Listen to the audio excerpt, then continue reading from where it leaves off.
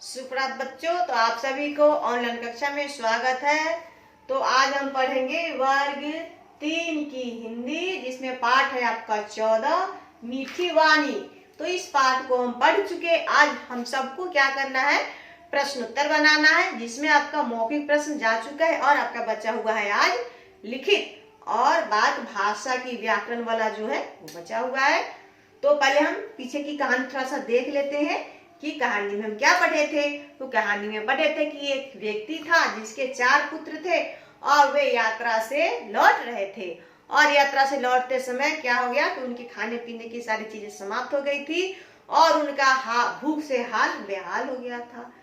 तभी उन्हें एक बैलगाड़ी जाता हुआ दिखाई दिया, जिस पर बहुत सारे खाने की चीजें लदी थी। और वो व्यक्ति एक व्यापारी था जो सामान को लेकर के मेले में बेचने जा रहा था। तो भूख से परेशान पिता ने अपने पुत्रों से कहा कि जाओ व्यापारी से सहायता मांगो, शायद वो हमारी कुछ मदद कर दे। और वो जो व्यक्ति था उसके चारों पुत्र बारी बारी से व्यापारी के पास गए और उन्होंने अपने अपने तरीके से उससे खाने की चीजें मांगी।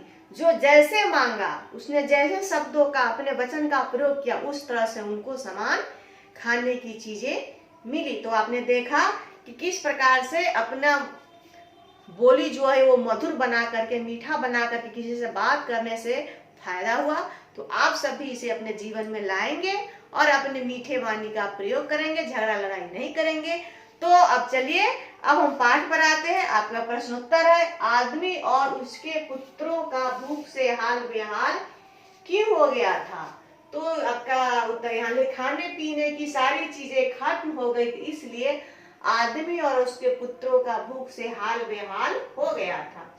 भूख से परेशान पिता ने अपने पुत्रों से क्या कहा।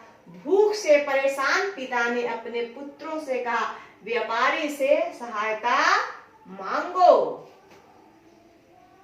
प्रश्न 3 है, दूसरे पुत्र को व्यापारी ने क्या दिया। तो दूसरे पुत्र को व्यापारी ने क्या दिया, कुछ मिठाइयां दे दी। पहले पुत्र को थोड़ी मिठाइयां और दूसरे पुत्र को उससे ज्यादा, माने पहले पुत्र को 1-2 मिठाई मिला था और दूसरे पुत्र को क्या, पहले पुत्र से ज्यादा, पहले पुत्र को सूखा लड्डू मिला था और दूसरे पुत्र को क्या मिला, कुछ मिठाइयां दे दी। और तीसरे पुत्र को दूसरे पुत्र से अधिक मिठाइयां मिली थी। क्यों, देखो प्रश्न है आपका, दूसरे पुत्र को व्यापारी ने क्या दिया। तो दूसरे पुत्र को व्यापारी ने कुछ मिठाइयां दे दी। प्रश्न संख्या आपका 4 में, व्यापारी ने तीसरे पुत्र को दूसरे पुत्र से अधिक मिठाइयां क्यों दी। तो तीसरे पुत्र ने व्यापारी को अपने पिता के समान माना और उसे आदर और सम्मान के साथ बात किया, इसलिए व्यापारी ने उसे दूसरे पुत्र से अधिक मिठाइयां दे दी। तो ये आपका प्रश्न संख्या 4 का उत्तर हो गया। अब आप चलिए अपने किताब में, फिर आप किताब का जो पन्ना है उसे आगे उलटिए और फिर प्रश्न संख्या आपका 5 है, 5 बचा हुआ है। प्रश्न संख्या आपका 5 है, 4 तक आपका हो गया।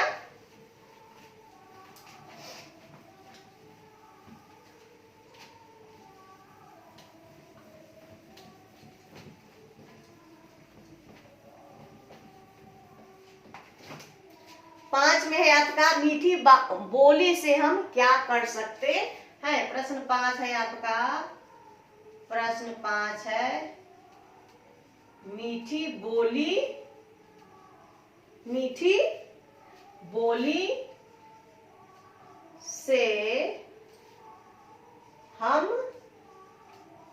क्या कर सकते हैं। तो इसमें आपका उत्तर, मीठी बोली से आप क्या कर सकते हैं। तो मीठी, उसका उत्तर होगा कि आप पहले सोचिए कि मीठी बोली से आप क्या कर सकते हैं।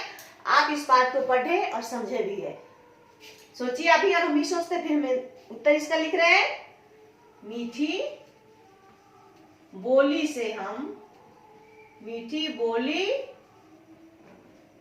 बोलकर हम किसी का भी दिल जीत सकते हैं, दिल जीत सकते हैं और जीत सकते हैं और अपना बात मनवा सकते हैं। मीठी बोली से हम किसी का भी दिल जीत सकते हैं और अपना बात मनवा सकते हैं। मीठी बोली बोलने का हमें फायदा ही होता है। ये आपका हो गया प्रश्न 5 तक हो गया, 4 और 5, और आगे आपका है सही उत्तर के सामने टिक मारना है। व्यापारी बैलगाड़ी में सामान लाद करके कहाँ जा रहा था? शहर की ओर, गांव की ओर, मेले में। पहले पुत्र के लिए क्यों सोचा कि वह मूर्ख लड़का है? कठोर वाणी के कारण थोड़ा सामान मांगने का आदर न कर, कठोर वाणी के कारण व्यापारी ने समझा कि यह मूर्ख लड़का, इसे किसी सामान मांगने भी नहीं आ जाता।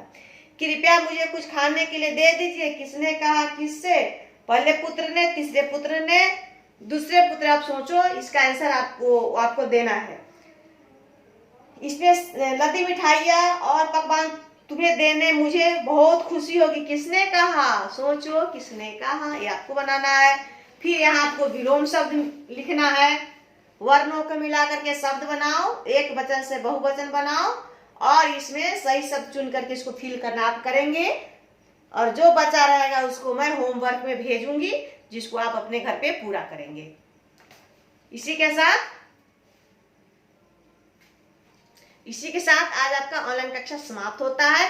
आप इन प्रश्नों को, उत्तर को क्या करेंगे? अपनी कॉपी में लिखेंगे, फिर गृह कार्य को जो मैं भेजूंगी उसको भी लिखेंगे और सुंदर और साफ अक्षर में लिखेंगे। कुछ बच्चे हैं जो सुंदर से नहीं लिखते हैं, उनको पहले से सुधार हुआ लेकिन और सुधार अक्षर में करना है और अच्छे से देख करके लिखेंगे। धन्यवाद।